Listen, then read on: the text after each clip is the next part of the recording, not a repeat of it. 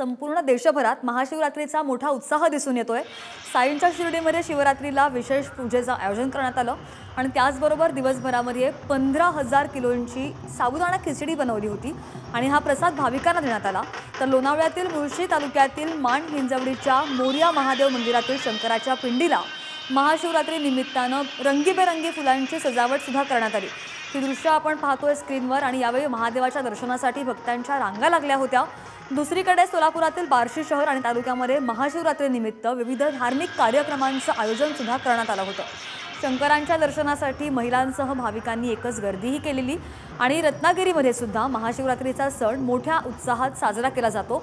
श्रीदेव काशी विश्वेश्वर मंदिरामध्ये सुद्धा विविध कार्यक्रमांची रेलचेल, पूजा अर्चा आणि अभिषेक तसंच धार्मिक विधी केले जातात। त्याचबरोबर महाशिवरात्रीनिमित्त वणीमधून त्रिशूल यात्रा सुद्धा काढण्यात आली होती। साधारण 251 किलो वजनाचा त्रिशूल घेऊन शिवभक्त आज 16 किलोमीटर शिवतांडव नृत्य करत वणी ते महादेवगड शिरपूर पर्यंत यात्रेमध्ये सहभागी झाले होते।